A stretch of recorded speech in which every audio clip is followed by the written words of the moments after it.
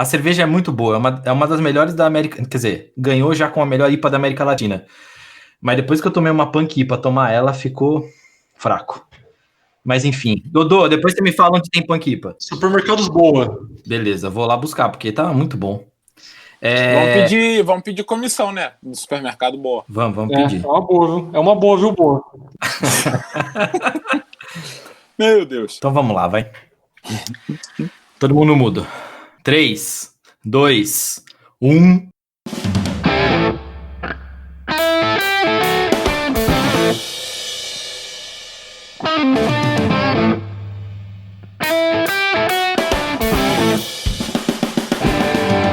Fala, seus vira-lata, continua tudo quarentenado com vocês. Tá começando mais um episódio do Zonecast, aquele podcast que gosta muito das ligas americanas, mas não comemora 4 de julho. Então, chega mais play, chega mais Dodô, enxuga a lágrima Matheus, ajusta o caipireza Henriqueta e desliga o xadrez Rafiki. Bom dia, boa tarde, boa noite. Para você que está chegando agora, meu nome é Felipe Clemente e está começando mais um episódio desse já consagrado podcast Tailgate Zone, o Zonecast. Ao meu lado, fala, Dodô, meu querido. Fala, meu querido. Sejam todos muito bem-vindos. Estamos começando mais uma edição desse podcast maravilhoso. Antes de mais nada, nos siga nas nossas redes sociais, Facebook, Instagram e Twitter. No Twitter é um pouquinho diferente, TailgateZone_BR. E também você encontra esse podcast nas principais plataformas, inclusive no YouTube. Maravilha. Boa tarde, Rafiki. Como o senhor está? Oba, meu povo. Um pouco mais aliviado depois do susto de ontem, mas eu acho que a gente vai falar sobre isso mais tarde. Vamos. Precisamos falar desse susto, sim. Foi assombroso. Boa tarde, Matheus. Como vai Barbacena? Boa tarde, pessoal. Barbacena continua a mesma coisa.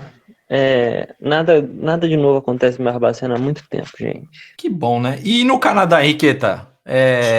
Frio? Quente? Quente. Onda de calor. 34 graus ontem. Inferno.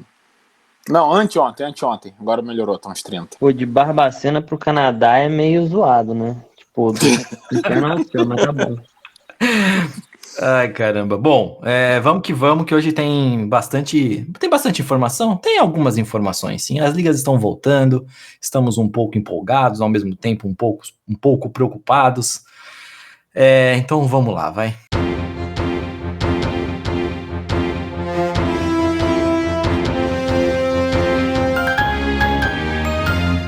Um giro pelas notícias da semana. Bom, como já de costume, vamos começar por aquele esporte que todos nós gostamos e que é melhor que xadrez. Deals. And Bonds hits one high. Hits it deep. It is out of here. Rafiki, o que temos na MLB essa semana, meu querido? O que temos é que os times finalmente voltaram aos treinamentos, né? De modo geral, esse final de semana marcou praticamente o primeiro treinamento completo de todos os times e começaram a sair os primeiros resultados dos testes de Covid, né? Antes de todos poderem fazer parte dos treinamentos, todos tiveram que fazer exames para ver se por acaso estavam ou não com Covid. E os resultados começaram a sair e eu vou ser sincero que particularmente eu estou muito impressionado, porque não tem um time que tenha divulgado um resultado com menos de 2 jogadores contaminados. É algo assim assustador mesmo, assim. Da onde que eles conseguiram achar tanto vírus? Porque, tudo bem, até agora não foram todos os times que divulgaram suas listas. Mas todo mundo que divulgou tem pelo menos 2 jogadores. Outros tem 3, outros tem 4, e o Philadelphia Phillies está com uma pandemia interna, porque praticamente não tem nem time para treinar. Mas a quantidade de jogadores que deram positivo nesse meu teste é bem grande, e até por isso o pessoal começa a ficar com um pouquinho mais de dúvida, né, um pouco mais de coisa. Nessa brincadeira, ontem, o David Price anunciou que não vai jogar a temporada. Eu acho que eu já falei aqui outras vezes que os jogadores têm o direito de dizer que não querem jogar esse ano, pelo acordo que foi feito ainda em março. Mas, para mim, a grande notícia do beisebol, o grande susto do beisebol, foi ontem no treinamento do Yankees. No treinamento normal, o treino estava rolando normalmente, sem maiores problemas, e de repente uma rebatida do Stanton bateu na nuca do Tanaka. A imagem está disponível na internet para quem quiser ver. É forte, o bagulho é muito forte. O Tanaka foi estatelado no chão, igual o J-Rap e o Brandon McCarthy em acidentes parecidos no passado. Deu muito susto, mas a boa notícia é de que isso foi no sábado, ainda no sábado à noite, o Tanaka foi liberado do hospital, já está em casa, está com sintomas de concussão, óbvio, né? Era impossível não ter pelo menos algum sintoma, mas dos males o menor, ele já está bem, já está em casa e melhores para o Tanaka. Provavelmente vai acabar desfalcando o Yankees, pelo menos nas primeiras semanas dessa curta temporada. Esqueci de alguma coisa, gente? Acho que não. Não esqueceu não. Mas uma pergunta que eu tenho para te fazer é assim, isso ameaçará a temporada? Porque eu acho que a partir do momento que eles já falaram que vai ter temporada, eles vão fazer de tudo para acontecer. Essa é a minha visão. Isso talvez, é que o Henriqueta falou semana passada, né? Falar que isso é uma oportunidade do vírus é meio estranho, mas será que isso não é uma oportunidade de jogadores de ligas menores aparecerem e explodirem, talvez? Ligas menores eu não sei, mas com certeza aqueles jogadores que pode agilizar alguns prospectos que estavam ali na porta e agora vão ter um caminho mais fácil. Eu dou o exemplo do Justin May, que para mim é o mais óbvio. Não sei se é porque eu tenho ele numa Dynasty de Fantasy, mas para mim é muito óbvio que o Justin May, quando começou jogos arremessando pelo Dodgers ano passado, começou muito bem, foi muito promissor, mas ele seria apenas o 6º starter do Dodgers, de forma que ele provavelmente começaria no bullpen. A partir do momento que o David Price falou que não vai jogar a temporada, o Justin May entrou na rotação e eu acho que vai entrar para não mais sair.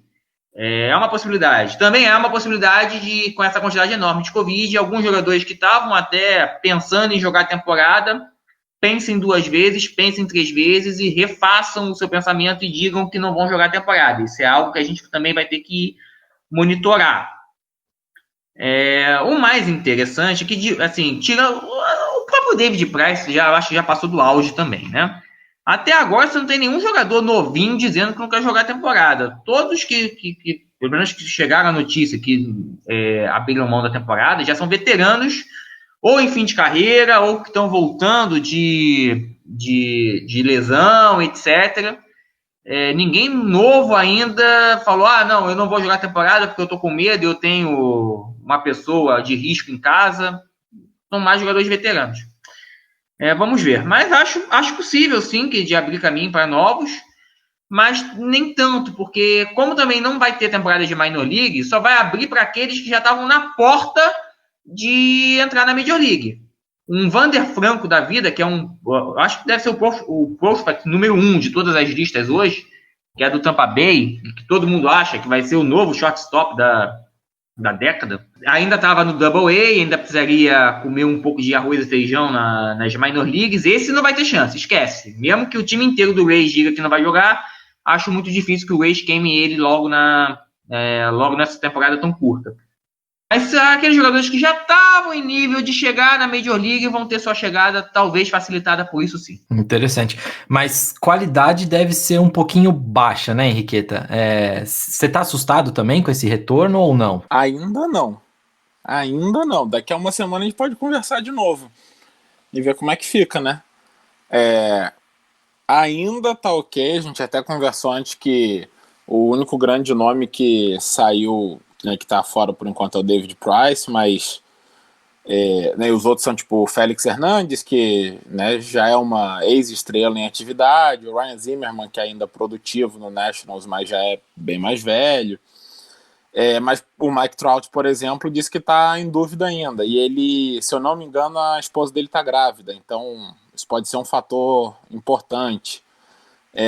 Vamos ver, ainda tá ok. Agora, se 20% dos grandes nomes decidirem não jogar, cai muito o nível, né? Vamos ver, sem contar os casos de Covid, como o Rafik falou, né? A quantidade de gente com Covid, acho que é acima do esperado. Ainda tem isso. Sem contar que eu não sei, eu desconfio da inocência de qualquer um lá na Major League Baseball, né? Em qualquer esporte, na verdade, mas lá até um pouco mais. Então, será que pegou Covid vai virar uma arma? Será que, né, daqui a pouco vai ter gente pegando Covid aí só para abrir vaga para outro por 5 dias e um start, digamos? Uma coisa que a gente tem que levar em conta, e aí eu vou até trazer o exemplo do beisebol, do beisebol não, do hóquei, jogadores que são um grupo de risco, porque, por exemplo, o Max Domi, do Montreal Canadiens, ele disse que não vai jogar porque ele é diabético.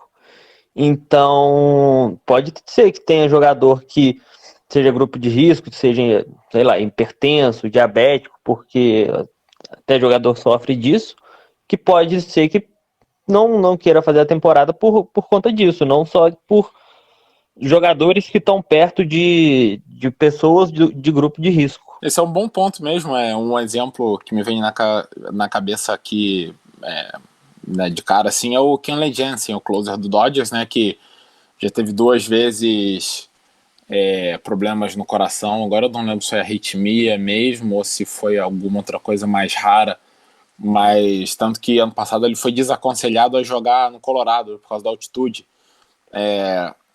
Então, assim, não que a altitude e Covid seja a mesma coisa, mas não deixa de ser um risco extra, né? E o exemplo da diabetes também, eu não sei dizer quem é diabético na Major League, mas tenho certeza que existem.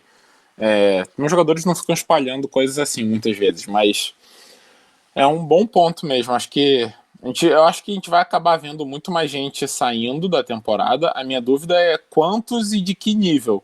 Pensando friamente na questão da qualidade do jogo, né? Sabe, a gente vai ter 2 de cada time médio, a gente vai ter 10 de cada time médio. E vão ser 2 estrelas ao todo, vão ser 20 estrelas ao todo, né? Se olhar só pela qualidade da temporada, isso faz uma diferença enorme. Pois é, vamos ficar de olho e vamos fazer o que o Henriqueta falou. Na semana que vem a gente volta a discutir esse assunto, se estamos assustados ou não. James for 3. Bang! At the buzzer! Bom, chegamos na gorduchinha e assim como na MLB, também temos um susto aí, né, Dodô? A NBA aí parece que 5 dias antes de voltar aos treinamentos já teve 9 casos de Covid, certo? Isso aí foi o nosso temor, né? Quando nós começamos a falar a respeito do projeto do retorno da NBA, de que talvez a bolha fosse um empecilho. No último dia 2, a NBA e a Associação de Jogadores divulgou que mais 9 jogadores tinham sido testados como positivo. E aí a NBA já excedeu os 350 testes desde o dia 23 de junho. E isso é um risco altíssimo, que é uma coisa que a gente já tinha levantado, que o que aconteceria se parte dos jogadores acabasse adoecendo durante o retorno. O que vai acontecer agora é que esses jogadores eles vão acabar passando pelo protocolo de isolamento, que é o padrão, que é o esperado, mas começa a parar uma nuvem negra aí desse retorno e de coisas que podem acontecer caso os jogadores ou a equipe de apoio possa ter algum tipo de problema e talvez a temporada vá por água abaixo de novo. Então isso a gente já tinha levantado lá atrás. Bom, o que ficou claro é que eles gostariam de fazer testes com bastante frequência, quase que diários, mas talvez isso não seja suficiente. É complicado, né? Isso que não foi pro ar na semana passada, mas o Rafik levantou esse ponto após a gente comentar um pouquinho sobre as expectativas com a NBA. E começa a assustar, né? O que parecia ser um bom local e uma boa ideia, uma bolha, acabou deixando os jogadores no olho do furacão, né, Rafik? Não foi por falta de aviso, né? Quem escuta o Tailgate sabe que eu falei isso ainda em abril, que era muito arriscado fazer isso na Flórida, porque a Flórida estava fazendo tudo errado e estava todo mundo dizendo que a Flórida ia ser o próximo epicentro. Simplesmente não ouvir os especialistas. Eles pensaram muito do lado político, do lado logístico e esqueceram do lado epidemiológico. Numa pandemia é como esquecer o principal. Preocupa, mas assim, foi avisado, sabe? Tanto é que a NHL, eu não sei se eu tô até dando spoiler do podcast, Mas não sei também se já foi divulgado oficialmente, mas a último boato é que a NHL ia escolher 2 cidades do Canadá justamente para ter menores problemas com Covid. É isso mesmo, Rafiki. Momentos depois da nossa gravação saiu a confirmação. A NHL e a NHLPA, que é a Associação dos Jogadores, finalizaram os protocolos para a temporada ser retomada em Toronto e Edmonton, segundo informações dadas à ESPN pelo vice-comissário da Liga. As equipes da Conferência Leste jogarão em Toronto, e as equipes da Conferência Oeste jogarão em Edmonton, com os treinamentos começando em 13 de julho, e os jogos começando em 1º de agosto. O torneio de 24 equipes terminará com a final da Stanley Cup em Edmonton, provavelmente no início de outubro. Vamos ver, vamos esperar, mas assim, não adianta fazer uma bolha no meio do fogo, né? A chance do fogo acabar consumindo a bolha e cercar a bolha e consumir a bolha em chamas é grande, né? É isso que a NBA fez. Ô Dodô, você tem o nome dos jogadores que foram dados positivos? Eu tô assim por cima, sabendo do DeAndre Jordan e do Spencer Dinwiddie, os 2 do Brooklyn Nets. Que foram os que acabaram se manifestando, né? Acabaram vindo a público para mencionar que iam começar já a rotina de isolamento. Agora, todos os outros eu também não tive informação concreta de quais foram, mas pelo menos esses 2, eles mesmos já confirmaram, né, publicamente que vão começar o isolamento quanto antes. E o mesmo movimento que aconteceu na MLB também começou a acontecer na NBA. O Oladipo já disse que não volta essa temporada. Ele falou que pode até acompanhar a equipe em Orlando, mas ele não vai jogar. Ele vai ficar afastado mesmo. Não, só para acrescentar rapidinho, eu acho que a NBA ela não está divulgando, né, os jogadores que testaram positivo, né? Acho que fica a cargo de cada um divulgar, mas são 25 jogadores, né, até agora, e 10 membros de comissão. Isso de 22 times, né? Não de 30. Sei lá, é preocupante. Então é isso, né? NBA também a gente vai ter que meio que aguardar as cenas dos próximos episódios. Quanto aos jogadores, né? Apesar de a gente ter feito uma previsãozinha na semana passada, começa a assustar um pouquinho também. Eu continuo tendo a mesma posição que na MLB. Eu acho que a partir do momento que eles falaram que vai ter jogo, vai ter jogo. Como? Quem vai jogar? Não sei. Qualidade? Não sabemos, mas vai rolar.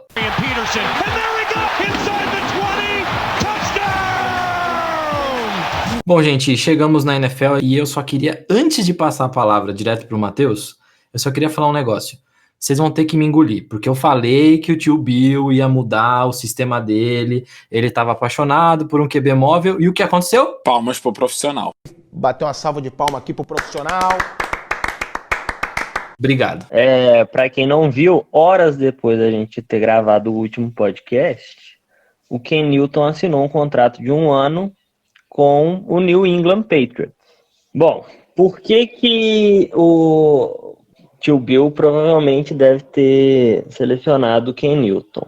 Primeiro de tudo, o confronto entre os dois, eu vi essa semana, o Ken Newton tinha 7 touchdowns e 1 interceptação, acho que em 2 jogos ou 3 jogos, e, enfim, tinha números excelentes contra o New England Patriots, porque uma das maiores dificuldades do sistema do Bill Belichick sempre foi conter quarterbacks móveis. E, bem, sobre a contratação em si, a gente até pegou, eu estou pegando aqui umas informações da Nájila Freitas, que já escreveu aqui para o Tailgate Zone, dela falando sobre a lesão do Ken Newton, que ele já tinha feito 2 cirurgias no ombro, estava recuperando das cirurgias no ombro, e depois disso ele sofreu uma lesão no pé, a lesão de Lisfranc, para ser mais exato. Uma lesão que o Matt Schaub já teve, que o Dwight Freeney já teve, que o Le'Veon Bell já teve, e é uma lesão que, assim, ela é meio preocupante, sobretudo para um quarterback móvel. Só que o que preocupa mais é que o quarterback, no caso o Ken Newton, ele é um quarterback móvel, mas ele tem ferramentas para lançar a bola. Tanto que já foi MVP correndo bem, mas também lançando muito bem em 2015. Só que por já ter 2 lesões no ombro, e o ombro é uma parte fundamental para um quarterback, né? Que você, querendo ou não, você está mexendo com o ombro constantemente. A cada passe você mexe com o ombro. Isso é meio óbvio, né? Mas isso acaba sendo um risco. E aí que entra a questão, porque saudável, o Ken Newton, ele já foi MVP. Ele tem muito para oferecer, mas só que a gente tem que entender até onde que ele consegue se manter saudável, porque isso não aconteceu no Carolina Panthers. E aí entra a questão de se às vezes é o problema da comissão técnica que não tinha um training staff bom para livrar ele de lesões, ou se realmente ele está mais propício para essas lesões. E, assim, é um risco não só por causa da lesão no pé, mas por causa das 2 cirurgias no ombro que ele já fez. Só que eu acho que, assim, considerando todo mundo que tinha no mercado, ele era a melhor opção de longe para mim, e se eu fosse o tio Bill, eu teria também apostado nele, ao invés de ir com Jared Stidham para titular da temporada. Eu acho que é um bom quarterback, ele tem lá as suas vantagens, né? A gente falou sobre ele há um tempo atrás, de vários podcasts atrás, né? Após a lesão, para onde ele iria, onde ele seria útil. Mas no final das contas vai mudar totalmente o esquema, né? Foi que você acertou e falou muito bem sobre isso. Vai mudar totalmente o esquema de jogo e eu acho que vai funcionar bem. Eu gosto dele, não tanto quanto eu acharia interessante que fosse o Kaepernick, mas vamos lá, né? Tio Bill tentando fazer graçolas antes da temporada começar. Assim, entre ele e o Kaepernick, a gente tem que levar em conta também que o Kaepernick, por mais que ele esteja treinando, ele não joga 2 temporadas. E a grande questão o problema do Ken Newton é se ele vai estar saudável para jogar ou não, a condição física dele. E o Kaepernick, a gente não sabe a condição física dele para ser titular, por exemplo, hoje em dia. E também tem um outro negócio. Até por causa da lesão no pé, é bem capaz que o Ken Newton corra menos. Ou seja, seja mais adaptável já para o estilo de jogo do Bill Belichick. Coisa que o Colin Kaepernick não seria, porque ele é um cara que, assim, eu vejo ele muito mais correndo melhor do que passando melhor. O que eu acho que o Bill Belichick não seria, assim, ele não agrada mais o Belichick esse estilo de jogo. Eu só queria que o Ken Newton continuasse com os looks dele, porque eu acho as roupas dele muito doidas. As roupas não se encaixam na cultura do Patriots, né? Mas o que você acha, Henriqueta, de verdade? Eu não sei, não. Não sei. Eu não tenho tanta certeza assim que ele se encaixa direitinho, não. Porque ele... porque ele agora ele já caiu muito do nível que ele foi de MVP e um titular absoluto, incontestável. Embora ele vá ser incontestável no Patriots, é por falta de opções, né? Mas... sei lá, se botasse ele no Patriots há 3 anos atrás, 4, eu não acharia que ele tinha a cara do Patriots, não, sabe? Ele, comemorações ofensivas na end zone, não sei, não era muito a cara do Patriots, não, mas pode ser que tenha amadurecido, tenha abaixado um pouco, não sei se é baixar a bola, mas, né, tem menos arrogância, talvez. Então, pode ser que dê certo, mas ainda quero esperar para ver. Mas, assim, a aposta no Cam Newton é certa. Eu posso achar que não vai dar muito certo, que ele não vai encaixar direito. Mas não deixa de ser a única aposta possível de ser feita. Acho que fez certo o Patriots. Até porque é um contrato de 1 ano, a gente não falou isso aqui, né? A gente realmente não falou. É 1 ano de contrato, ele foi assinado por $1.750.000. E aí são 550 mil garantidos só, Henriqueta. 550 mil, né? Eu achei que era 1 milhão, 1 milhão e meio. Mas assim... Não, é um contrato bem baixinho. Mas tudo bem que assim, é muito difícil o Cam Newton ser demitido, né, do Patriots, ser mandado embora, porque não tem quem botar, né? Como a gente já falou. Bom, é isso então. Vamos saindo aqui de NFL e vamos agora entrar num assunto que é multiligas. O negócio tá pegando pelo menos em duas por enquanto.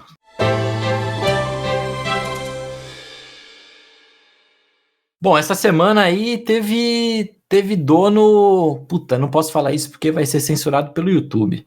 Teve dono com o cu na mão, né? Bom, há algum tempo já se discute algumas franquias, o nome de algumas franquias, que tem um nome atrelado aos indígenas, aos nativos americanos.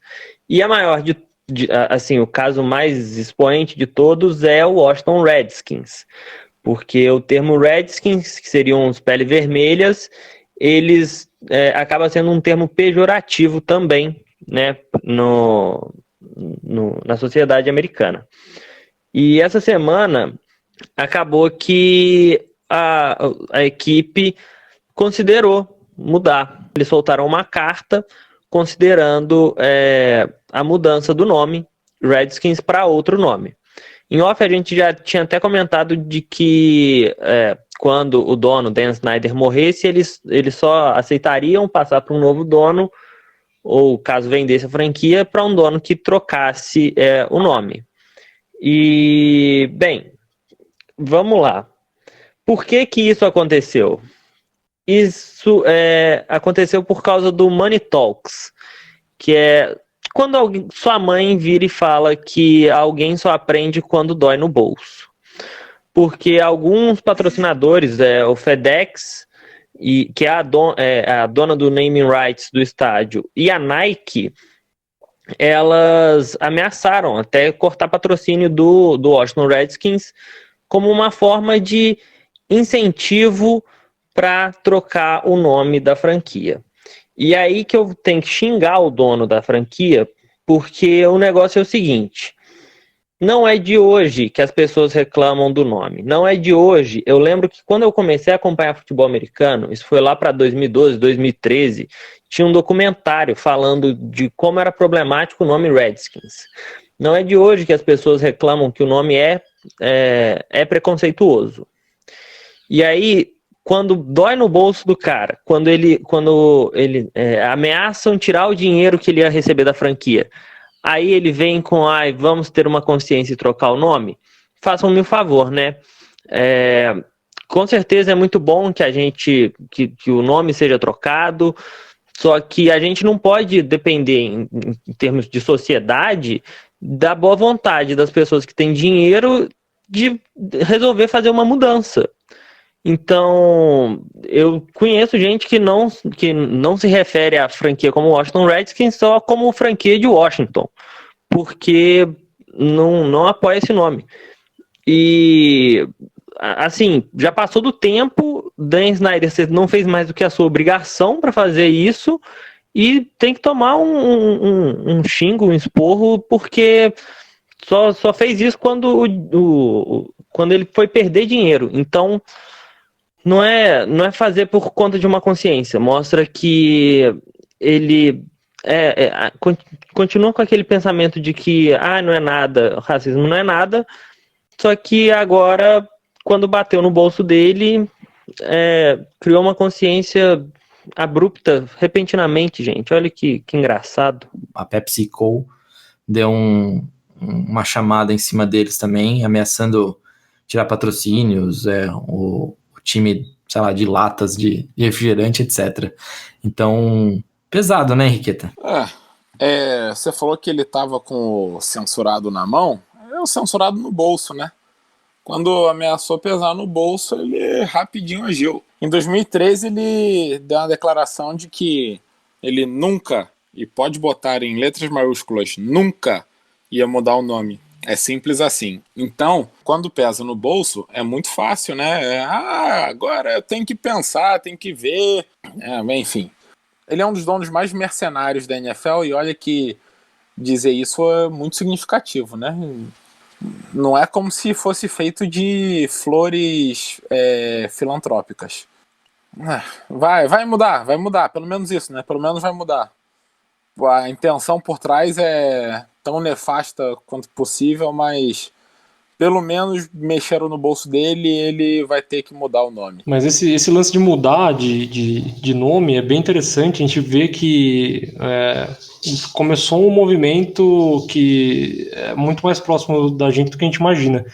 Por exemplo, na empresa que eu trabalho, é uma empresa puramente tecnológica, né, atende ao varejo, mas para quem é da área de tecnologia, nós temos diversos nomes que arremetem a termos que não são os ideais. Então, por exemplo, Master ou Slave, Whitelist, Blacklist. Então, tem coisas que, por exemplo, na empresa que eu trabalho, a gente já começou um movimento de estudo para que a gente consiga mudar essas nomenclaturas para que não sejam vinculadas de forma nenhuma a coisas que a gente não respeita, não apoia, e também mudar as coisas que a gente consegue mudar e pressionar as empresas que fornecem para nós, e, né, falando pela empresa, a também mudar esses nomes para nomes que não façam referência. Então, a gente vê essas mudanças já num âmbito maior, mas também muito próximo da gente já tem gente se movimentando, sugerindo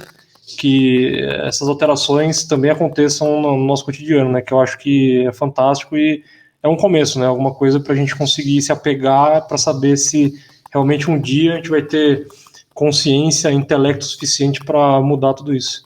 Dodô, eu queria até comentar algumas opções que a gente tem para Master Slave, para Whitelist, Blacklist, etc e tal. O comentário foi muito pertinente e é legal para o pessoal ver que não estamos politizando o esporte, é um movimento que acontece global e tem acontecido na sociedade, e se um negócio que é o esporte que o pessoal acompanha está fazendo, espelha para outros lugares. É muito bacana ver isso. Mas, por exemplo, o Washington Redskins já tem algumas ideias de nome para serem trocados, né, Rafik? Então, já apareceu aí Washington Braves, Washington Senators, Washington Red Tails, já apareceu um monte de nome aí.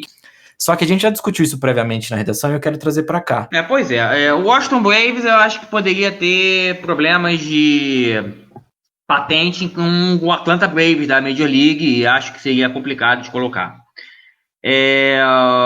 O Washington Senators já foi nome, era o nome do time de beisebol, né? De Washington, né? Isso.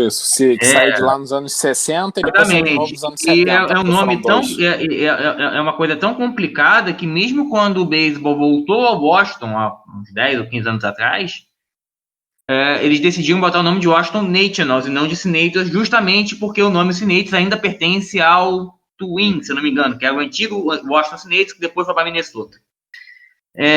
Tem um outro nome que também chegou a ser cogitado, mas na verdade era o nome que o time de Washington da USFL, que era aquela liga rival da NFL que surgiu na década de 80, da qual até o Trump tinha um time, era o nome do time da cidade de Washington, dessa liga rival. Eu duvido que a NFL vá deixar esse nome. De todas as opções, as sugestões que eu cheguei a ver, a única que eu achei interessante é o Washington Red Tails, que primeiro mantém a sonoridade do nome, é bem parecido com o nome atual, e homenagearia o primeiro batalhão de aviadores negros da história da Força Aérea Americana, que é uma história muito interessante, já virou até filme. Eu não lembro agora o nome do filme, mas se alguém lembrar, por favor, me ajude. Mas que é justamente quando estava faltando aviador durante a Segunda Guerra Mundial e os Estados Unidos começou a catar qualquer um que pudesse pensar em pilotar um avião. E nisso teve um batalhão de mulheres aviadoras, muito famoso, e teve esse batalhão de negros aviadores que, por causa da ponta do avião, que era uma ponta vermelha, ficou conhecido como Red Tails. Até nessa onda aí de antirracismo e tudo mais, seria um nome muito interessante, né?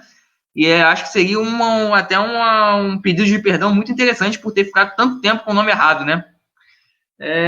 Acho, para mim, de todas as opções que surgiram, é a única. Mas provavelmente o marketing lá do time de Washington, da NFL, eu não vou me recusar a falar o nome oficial dele hoje, eles são mais talentosos que eu e vão achar um nome bom. É isso mesmo, Rafik. O filme em inglês é Red Tails, e em português ficou Esquadrão Red Tails. E como o Matheus aqui bem lembrou, com o Cuba Gooding Jr. Eu só ia dar minha opinião aqui, meus nomes, eu acho que vão deixar qualquer nome relacionado com Red mesmo, porque é isso aí, manter a sonoridade, manter a semelhança. Pode ter só Reds, eu não sei se vai aí ter alguma questão em relação ao Cincinnati Reds do beisebol, mas quanto menos mexer, melhor, né? Sem querer reinventar nada, e até porque assim, o Red Tail seria lindo, realmente, seria incrível, porque faria até a homenagem ao Esquadrão Negro, mas eu quis dizer que quanto menos mexer, sem querer inventar um nome, sabe, mirabolante, né, sei lá, equivalente a qualquer outra coisa que... Tem gente que gosta de ter criatividade além do recomendado, né? Mas eu só queria fazer um comentário que eu fiquei pensando aqui quanto a esse assunto do Redskins, que é muito nítido que o Dan Snyder não está fazendo isso com nenhuma boa intenção, que ninguém na NFL ali está realmente preocupado com o racismo, né? Estão fazendo porque pesou no bolso. E eu tive uma discussão na aula de ética no mestrado, em relação a empresas fazerem... se preocuparem com as pessoas em vez de só com dinheiro, né? Não era questão de racismo, era em tudo. Sabe, a empresa se preocupar com o bem, né, com o que deve ser feito, com o que é correto, em vez de só procurar o dinheiro. E se isso estava mudando mesmo, qual era a razão por trás da mudança no mundo, né? Em relação à governança, à segurança dos empregados, ao bem-estar, etc. E um dos argumentos é de que, por mais que você queira que a razão para gerar mudança seja boa, seja algo realmente de eu entendo o problema né, eu entendo por que isso deve ser mudado, no fim das contas, se mudar, o mais importante foi feito. Ainda que a gente saiba que o Dan Snyder não está fazendo isso né, por amor ao povo e por preocupação e por entender o problema dos negros, se fizer, o mais importante foi feito. E acho que assim talvez comece a gerar outras mudanças daqui para frente. Assim, nessa questão, e aí a gente não vai entrar aqui no debate, porque senão nós vamos entrar no debate do seu mestrado, eu sempre acho que as empresas às vezes fazem isso para poder vender mais, porque pode chegar alguém reclamando do tipo assim, poxa, FedEx, vocês estão patrocinando o estádio de um time que tem um nome racista, e, ou seja, no jargão popular, a bater na janela deles também. Então, às vezes é isso. Mas, pelo menos foi feito, né? Então, vamos ter que, não dar esse crédito, mas parabéns por ter feito o que a gente estava falando há muito tempo. É isso aí, exatamente isso. Ainda falando a nível de empresa, a gente teve um episódio recente que a gente ficou de comentar no outro podcast, que é a respeito de o que aconteceu com o Darius Leonard, que é linebacker dos Colts. E isso que eu quis dizer de falar a nível de empresa é que a Chipotle Mexican Grill, que é um restaurante bem conhecido nos Estados Unidos, fez uma nota pública se desculpando com o Darius Leonard a respeito de um episódio racista num dos seus restaurantes. Ele estava almoçando e um dos clientes que estava próximo, uma pessoa branca, ela procurou a gerência para dizer que ela estava com medo e havia sido ofendida verbalmente pelo próprio Darius Leonard e as pessoas que estavam com ele, né? Mas 2 pessoas negras e uma pessoa birracial. E aí pode ser hispânica, enfim, tanto faz. Isso gerou uma polêmica gigantesca. E aí o restaurante veio a público para pedir desculpas a respeito de tudo que aconteceu. E aí, como a gente esperava que acontecesse também, o próprio Colts fez uma nota pública para apoiar o Darius com relação a tudo que aconteceu. Depois de diversos movimentos nos Estados Unidos a respeito de tudo que aconteceu com o George Floyd, por exemplo. E aí voltar a acontecer isso de uma forma tão explícita e, assim, pode até ser coincidência ou não, e aí eu vou tentar colocar alguma coisa aqui que talvez o Rafik possa me corrigir. Mas isso aconteceu em Florence, na Carolina do Sul. Acho que a Carolina do Sul foi o último estado americano a abolir a escravidão. Isso é muito forte lá ainda. Eu e o Clay, a gente tem um amigo lá que mora em Fort Mill, e ele disse que é bem complicado, principalmente para quem não tem nenhum mínimo traço de alguém que viveu, que é nascido na América do Sul, ou que é hispânico ou o que seja, e mesmo assim eles conseguem sentir certa diferença na fisionomia das pessoas e eles automaticamente já começam a discriminar essas pessoas, e isso é muito comum lá. Falar que é comum é absurdo, mas é um estado onde isso ainda é bem, bem complexo, é difícil de se entender, inclusive. E ele mesmo, esse amigo nosso que mora lá há um tempo, ele mesmo já disse que nunca passou por isso, mas que é bem comum quando uma pessoa tem sotaque ou ela tem algum traço ou a mesma cor da pele um pouco diferente, que as pessoas já sentem, algumas pessoas sentem medo ou coisa pior. Então, isso também aconteceu no meio de todos os protestos que todo mundo vem fazendo, toda essa mudança. A gente já vem falando de mudança, né? Inclusive mudar o nome das franquias, que já é uma coisa bem interessante, e isso também descendo para níveis mais próximos do nosso dia a dia, do nosso cotidiano. E aconteceu uma coisa dessas, e aí pode ser até coincidência ou não, mas é um estado que é bem relevante na Guerra Civil Americana, e até hoje eles têm, acho, um problema seríssimo com racismo lá, acho que até maior do que os outros estados. Acho que vale a pena comentar sobre isso, porque foi um episódio tão recente e que, cara, pode não ter tido uma vítima fatal, mas ele continua mostrando a face das coisas horrorosas que o ser humano é capaz de fazer. Só uma pequena correção. Na verdade, não é exatamente que a Carolina do Sul foi o último estado a abolir a escravidão. Na verdade, todos os estados do Sul, que estavam do lado dos estados confederados na Guerra de Secessão, juridicamente falando, tiveram que terminar a escravidão juntos, assim que a emenda 13, que a gente já comentou aqui em outros podcasts, foi a emenda aprovada logo depois da Guerra de Secessão, abolindo a escravatura, foi forçada nesses estados assim que a União ganhou a Guerra de Secessão. Então, em tese, todos os estados, meio que juridicamente falando, terminaram a escravidão ao mesmo tempo. E, com certeza, a Carolina do Sul está incluída entre eles. Mas, para a história, o último estado que ficou abolindo a escravatura mesmo foi o Texas, porque foi o último estado em que os cavaleiros, mensageiros, né, que levavam a emenda a conhecimento oficial dos governantes locais, foi o último estado que chegou no dia 19 de junho. Hoje, inclusive, feriado no Texas, é o famoso June 19th, que ficou muito nas manchetes, porque o Trump resolveu marcar um discurso justamente nessa data, esse ano, aquele discurso ridículo de Tulsa, que foi um fracasso, que no final, depois de tanta polêmica, ele acabou jogando para o dia 20, mas inicialmente estava marcado para o dia 19. Então, assim, a Carolina do Sul não foi exatamente o último estado a abolir a escravidão, mas foi um dos últimos ali junto. Mas isso vai ficar para a história. A primeira batalha da Guerra Civil, a Guerra Civil começou em Charleston, Carolina do Sul. Foi a primeira batalha, né? O Fort Sumter.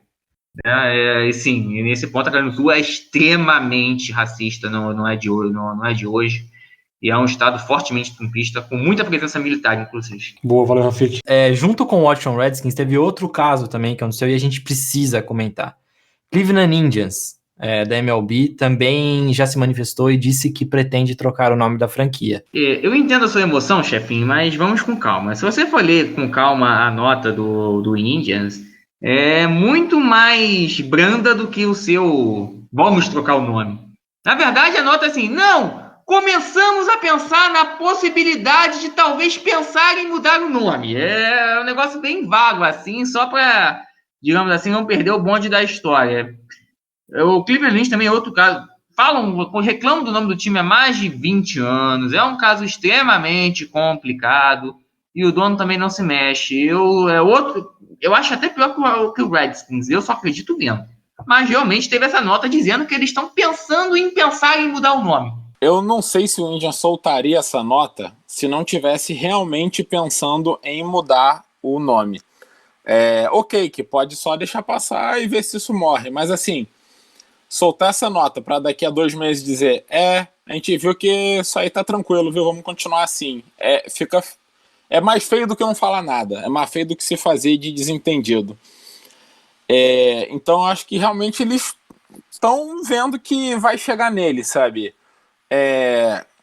Tá vendo o turbilhão se aproximando e com isso estão tentando se antecipar, porque A pior coisa do Indians era o logo, né? Que era o Chief Wahoo, que foi tirado ano passado, que era um índio totalmente caricato, né? Uma palhaçada. E ele foi tirado já. Mas o nome não deixa de ser Indians. Então acho que estão tentando se antecipar a isso e mudar antes que o problema chegue no nível que chegou no Redskins, né?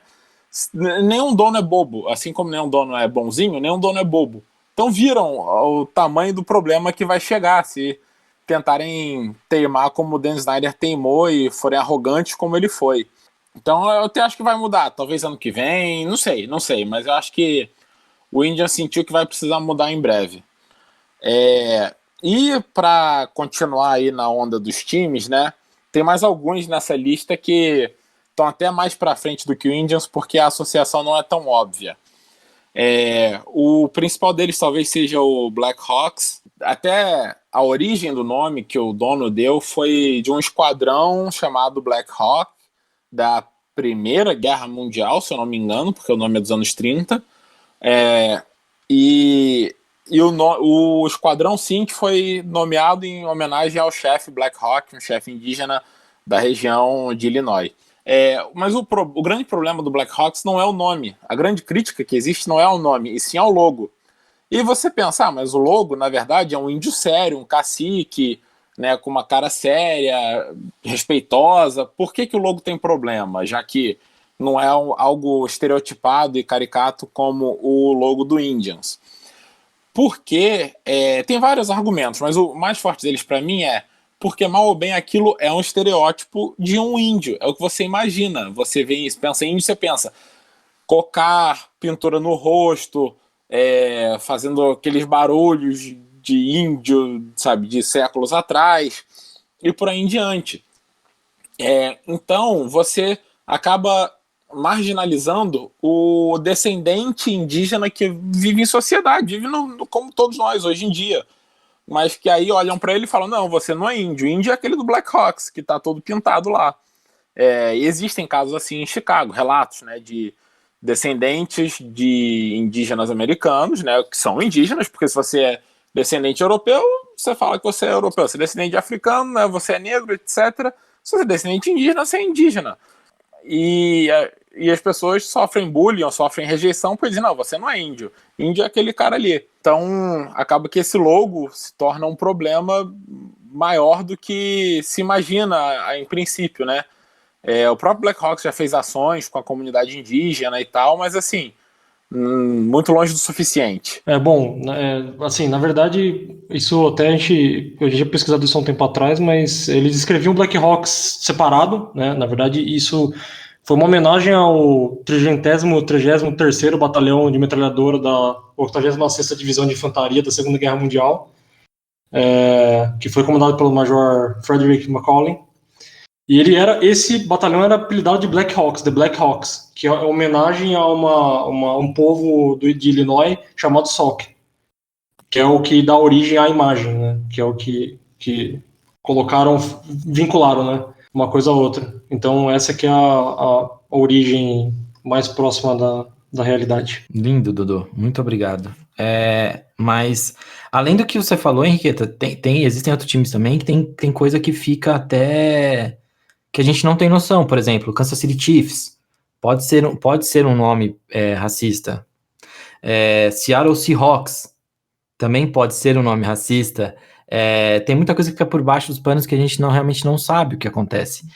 E eu não sei vocês, mas eu consegui puxar esses dois agora aqui. A explicação do Seahawks, para quem ficou um pouco confuso com isso, é porque é considerado uma ave que fica em totens indígenas. Então tem gente que não gosta disso. Pô, então a nova franquia da NHL de Seattle já tem um nome descartado que é o Totens, porque tinha a possibilidade do Seattle Totens. Então eu já acho que já seria um nome que eles deveriam fugir, né? Eu não sabia do Totens, não. Agora, é engraçado, porque eu sempre soube que Seahawk era uma ave que não existia. Eu perdi alguma coisa na história? Pois pra mim também foi uma surpresa absurda. Eu vou ser muito sincero, eu acho que a gente tem que tomar um certo cuidado para não exagerar, né? Ah, não, porque aí é uma ave que fica... Daqui a pouquinho vão dizer que New York Yankees é racista porque vai levar em consideração os Yankees e os Yankees mataram confederados na Guerra de Secessão, né? Por favor, né, gente? Eu acho que tem um certo limite aí também, né? Eu acho uma coisa muito mais grave, já que se falou em Chiefs, é um dos times que fazem o que eu vou falar, é o Tomahawk Chop, que não é um símbolo, não é um nome, mas é uma atitude de torcida muito comum no Atlanta Braves, né, na MLB, muito comum no Kansas City Chiefs, que é simplesmente você fazer o gesto de cortar com o pescoço do machado, como se fazia com os índios na época que se caçava índio nos Estados Unidos. E ninguém fala do Tomahawk Chop, eu acho impressionante. É claro que assim, ficou meio que em segundo plano, porque não vai ter torcida em evento esportivo por um bom tempo, né? Pelo menos até 2021, eu acredito. Mas vou até ser sincero, eu acho que muito pior que o nome Washington Redskins ou o nome Cleveland Indians é a torcida fazendo aquele gesto de vou cortar sua cabeça com a machadinha. E ninguém toma nenhuma atitude com isso. Aqui tem um lance do Tomahawk também, que o Tomahawk, se não me falha a memória, é que o Tomahawk é uma palavra derivada que quer dizer que, né, eles traduzem como Tomahawk na pronúncia, e que é o machado, né? E o movimento do machado é para exemplificar, né? Para tentar dizer que aquilo ali é o machado, mas que o movimento é isso. Mas o que o Rafi colocou faz todo sentido, porque também você pode levar a crer que esse movimento quer dizer isso, e não que o cara quer exemplificar que aquilo é o movimento, que quer mostrar que aquilo é um machado que é chamado Tomahawk, né? Então, fica muito abrangente, né? A gente vai muito longe na imaginação aí. Se a gente pegar college football, a gente também tem college football, o college no geral, a gente tem um monte de nome também que a gente podia mudar, tipo o Florida State Seminoles, sei lá, eu tô tentando puxar outro aqui, foi o primeiro que veio na minha cabeça, Utah Utes, não sei, tem muita coisa que a gente realmente precisa tomar cuidado e tem coisa... Lógico, não vamos entrar no que o Rafik falou de New York Yankees e falar que é um nome racista, mas tem coisa que realmente e a gente precisa tomar cuidado. Seminoles eu não vou discutir, eu concordo, até porque por que um time da Flórida vai se chamar Seminoles se quando podia preservar os floridianos fizeram questão de expulsar os Seminoles para Oklahoma, que é o território índio, né, o território que então o governo americano tinha reservado para os índios viverem. Eles foram os primeiros a querer expulsar os Seminoles da Flórida e mandar para Oklahoma, que é hoje Oklahoma. Aí realmente não faz sentido. Eu concordo com você, mas Seahawks eu acho meio pesado, né? Viajaram demais na maionese, né? Eu gosto de pensar nisso fazendo um paralelo para minha cidade, porque às vezes a gente não sabe o que às vezes foi por homenagem ou por, assim, só para fazer do nome. Vamos supor que criasse um time chamado Barbacena Loucos. Para quem não sabe, Barbacena tem uma história muito pesada dos hospitais dos sanatórios, que pessoas à margem da sociedade eram enviadas para cá e eram enviadas para hospícios, e as pessoas acabavam ou enlouquecendo ou morrendo aqui, tanto que tem muita gente que chama a cidade de Cidade dos Loucos por conta disso. E eu já parei para pensar que isso problematizando isso, é meio que errado fazer isso. Mas um nome assim, da mesma forma que ele perpetua essa noção de que aqui é cidade de doido, porque o pessoal que era doido era enviado para cá, sendo que ninguém naquela época era de fato louco, eles só estavam à margem da sociedade, você pode justificar que é uma homenagem para todo mundo que morreu naquela época e levou essa alcunha. Então eu acho que a gente tem que mais um debate aprofundado e mais um debate assim profundo do que cada símbolo representa, tanto para a sociedade no geral e para cidades no caso. Isso é muito importante, isso é parte da discussão do Black Hawks, inclusive, o de que até alguns líderes indígenas dizem que você ter o nome Black Hawks faz as pessoas pensarem nos índios, né, e lembrarem disso, e que se não fosse isso, as pessoas só simplesmente esqueceriam dele. E talvez até por isso seja importante o logo em si mudar, e não o nome. Até acho que ninguém discute o nome Black Hawks, e sim o logo. Eu concordo com o Rafi quando ele fala do Tomahawk Chop, que é do Chiefs, se eu não me engano o Atlanta Braves do beisebol fazia, e já desde o ano passado tenta abolir isso. E os Seminoles, então, nem se fala, né? Você está homenageando uma tribo que você dizimou. Além disso, o problema que eu vejo do Chiefs, e que eu fui descobrir agora pesquisando, é porque o nome em si, embora pareça uma homenagem, né, o Caciques, ele se chama Chiefs porque o prefeito de Kansas City, na época, meio que exigiu que o nome do time fosse Chiefs, porque era o apelido dele, para que o time viesse para Kansas City, né? O time era o Dallas Texans, que tinha falido, e o que restou dele foi recriado como Kansas City Chiefs. E o problema disso é que esse prefeito se chama Chief porque ele criou um grupo de escoteiros e criou uma história toda de ficção de que ele tinha salvo uma tribo indígena, sei lá o quê, e daí tinha ganho o nome de Chief, sei lá, eu esqueci o Chief urso solitário, algo assim. E ele começou a se autodenominar Chief, e daí em diante ele virou Chief e forçou o Kansas City a se chamar Chiefs, e sempre disse que isso era só uma piada, sabe? Então o problema seria nessa origem que é uma piada, né? Acho que não no fato da palavra Chief em si. Agora, eu teria que pesquisar mais para saber se pessoas locais de Kansas City ou envolvidas com isso se sentem ofendidas com o nome também, ou se só com o gesto do Tomahawk Chop, né, que é realmente, como o Rafik falou, extremamente agressivo e ofensivo, né? Isso aí eu já não tenho conhecimento para falar, e como na maioria das coisas, na verdade, a gente está aprendendo atualmente. Na verdade, que a gente sabe muito pouco e a gente tem muito a aprender ainda, e a gente pode passar esse ano inteiro de quarentena estudando que não vamos saber o suficiente. Perfeito, Henrique. Eu acho que a gente pode encerrar justamente dessa forma. E então assim, eu acho que às vezes a gente pode não se chatear com alguma coisa, a gente pode achar que é besteira, né? Falar, por que alguém fica chateado com aquilo? Mas a gente precisa sentir um pouco na pele. Eu acho que falta muita empatia nos tempos de hoje. E dando dicas, lá vem eles, Felipe Stipes. Rafik, eu tô sabendo que a sua dica é samba de novo. Pode começar por você. Pois você vê como são as coisas. Só porque você é decidido e já entra em todos os podcasts sabendo sua dica com antecedência, o chefinho sempre te chama primeiro. Já deve ser a 4ª ou 5ª vez que eu abro as dicas, mas vamos lá. No último sábado agora, finalmente a Portela fez sua tão aguardada live, uma live muito longa, até de 4 horas e pouco.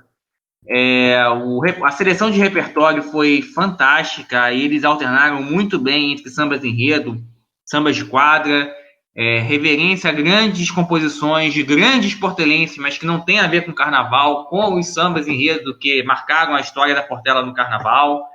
Está disponível na Portela TV no YouTube. Eu acho que quem gosta de samba é excelente, e foi basicamente como o próprio nome da live diz, foi uma história cantada ao vivo. Cantaram a história da Portela em 4 horas e meia. É muito bom. Vou deixar aqui o link para o chefinho botar no site, na página desse podcast.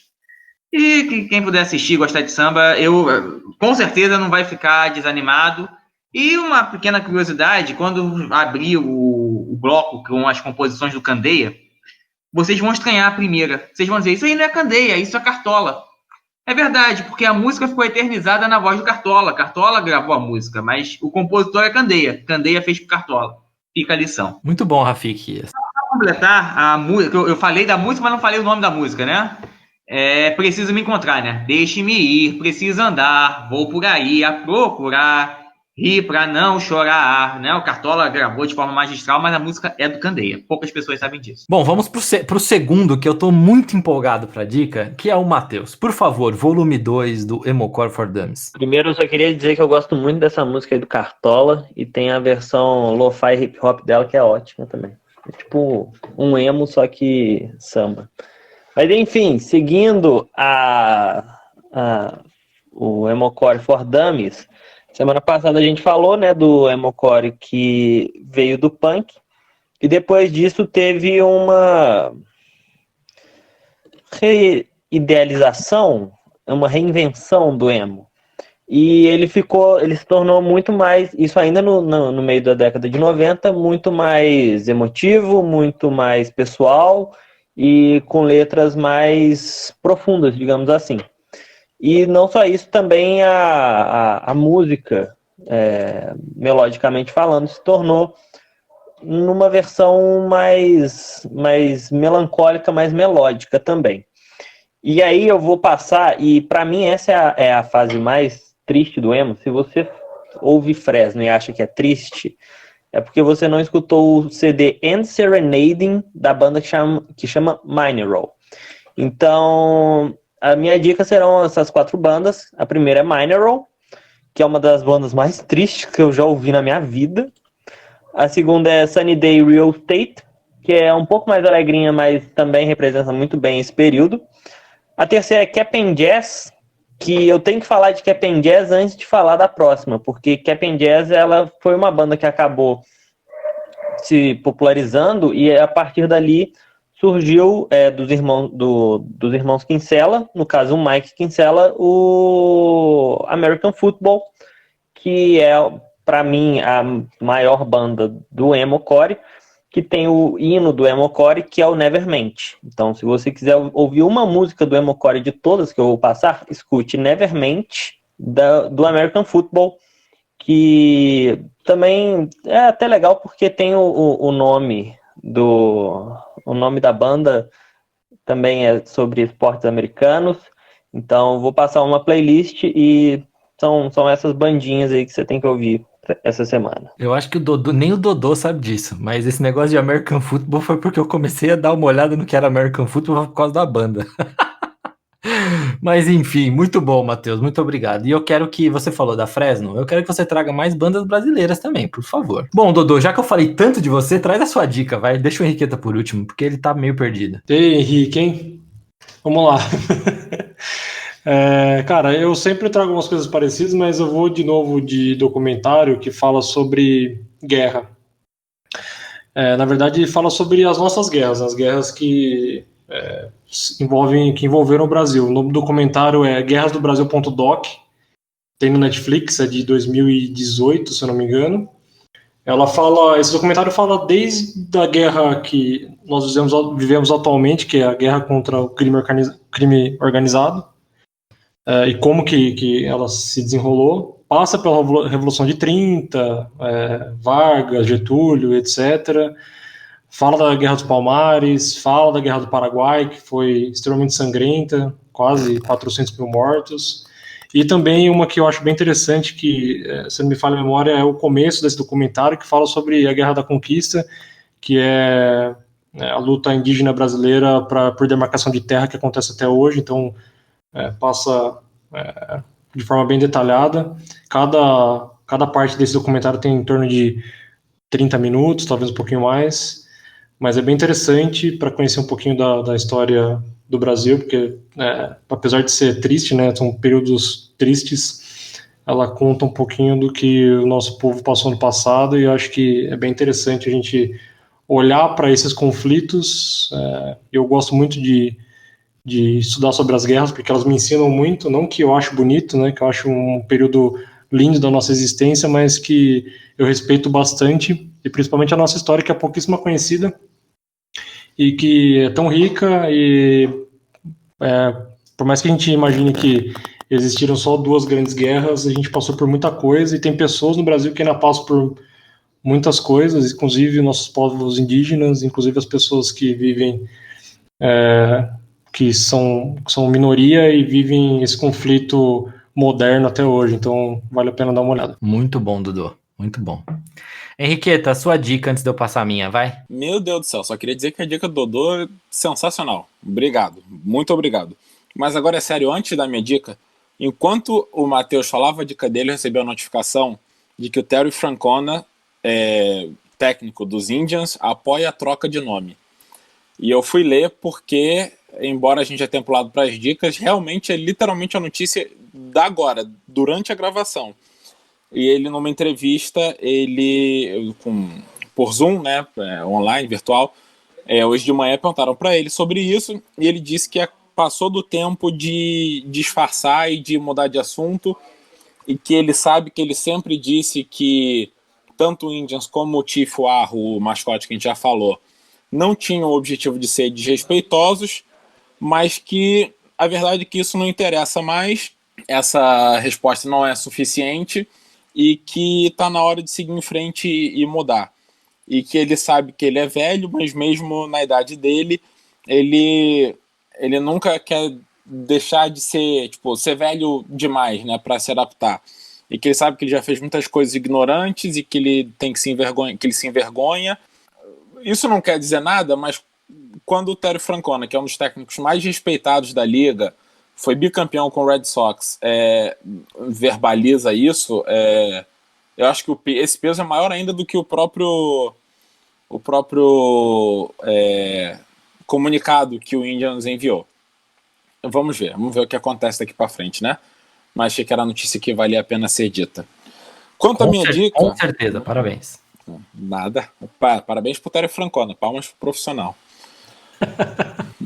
Quanto à minha dica, ela é bem simples. Eu acordei cedo hoje para assistir Fórmula 1. A minha sede de Fórmula 1 estava insaciável. Então a minha dica é que se você gosta de corrida, de velocidade, você se esbanje nos próximos fins de semana na Fórmula 1, que vai ter 8 corridas em 2 meses e meio, se eu não me engano. Vão ser quase todos os fins de semana de corrida, vão ser 3 seguidos agora. E é isso, aproveita. Bom, eu vou tentar levar o ânimo lá pra cima. Eu sei que tem gente aqui nessa mesa que não gosta de stand-up. Eu sei que tem gente que não está nessa mesa, mas que é da redação, que não gosta de stand-up. Mas existe um cara que mudou muito a cara do stand-up no Brasil. E esse cara é Thiago Ventura. Ele tem 3 especiais, tá? Um é o primeiro de todos é o Isso é Tudo Que Eu Tenho. O segundo é o Só Agradece. E o terceiro agora, que é o que eu vou indicar, é o Poucas. Tá na Netflix. E o stand-up é muito bom. Então, assim, eu gosto muito dele, eu gosto das ideias que ele tem, eu gosto do papo que ele tem e de transformar, e o que ele fala, né? De trazer para um ambiente que é muito elitizado a quebrada. Então, assim, eu gosto muito dele, o show é muito bom, então, assim, assistam. É isso que eu tenho para falar. Stand-up são poucos que eu acho interessantes, mas o dele que eu achei muito bom, um ponto alto ali, é que ele conta etapas da vida dele de forma bem breve, que você se coloca no lugar dele e te emociona, mas ele já vem logo com uma piada que é genial, então é muito bom, cara. Acho que é um show que vale muito a pena para você se distrair, para você entender um pouquinho mais sobre essa galera que, assim como eu, sei lá, a gente vem de um lugar um pouquinho menos favorecido e que é bem legal de ver um cara crescer desse jeito e ser uma coisa, ao mesmo tempo que é emocionante, é extremamente engraçado. É isso, definiu bem, Dudu. Ao mesmo tempo que é emocionante, é engraçado. Bom, meus queridos, foi muito bom estar com vocês, foi muito bom conversar com vocês. E eu vou adicionar o que eu adicionei semana passada. A vida com amigos como vocês fica muito mais fácil. Então, valeu, aquele efusivo abraço. Abraço a todos. Tentei fazer minha melhor. Eu achei que sem o Fernando não ia ter essa coisa. Um efusivo abraço a todos e até a próxima. Esperamos que... Tá difícil da gente fazer um podcast só com boas notícias, né? Tem sempre um negócio complicado, a gente tá sempre com um assunto complicado, é bolada na nuca, é racismo, os podcasts estão pesados, cara. Ô, Rafik, fica tranquilo que já voltou Cariocão pra deixar a vida mais leve, tá? Tchau, gente. Matheus, não adianta, meu time já foi eliminado e só volta a jogar em 2021. Junte-se ao Mengão, nossa seleção, Rafik. Tem sempre espaço para mais um. Só podia ter uma diretoria melhor, né? Mas paciência, isso aí é outra história. Bom, eu me despeço com mais um beijo estilo Fernandão, homenagem ao nosso querido companheiro que não pode estar aqui hoje. Vencemos mais um, Dudu. Senhores, muito obrigado. Vencemos mais um. Como sempre, bebam água, lavem as mãos, use máscara se você sair de casa, pelo amor de Deus. E se você puder, fique em casa e cuide das pessoas. A gente precisa disso aí agora, não precisa de ideias tortas, não, pelo amor de Deus. Só fala beba cerveja aí também, porque cansa muito colocar isso na edição, vai. Bebe cerveja, vai. Já deu 3 meses em casa, só com pau na cachaça aí, pelo amor de Deus. Beleza, valeu, abraço, até semana que vem. É isso aí, seus vira-lata. Acabou mais um episódio do Zonecast. Que semana cheia de notícias, hein? Esse episódio trouxe muita informação, teve até dica para você conhecer mais a história do nosso país. Algo sensacional. Inclusive, vale reforçar o que o Dodô disse. Nossa história é muito rica, então vamos estudar um pouco de Brasil e parar com o complexo de vira-lata, minha gente. Comemorar 4 de julho, independência dos Estados Unidos, vai ser capacho assim lá na puta que pariu? Bom, é isso aí. As minhas recomendações continuam as mesmas, mas é sempre bom lembrar.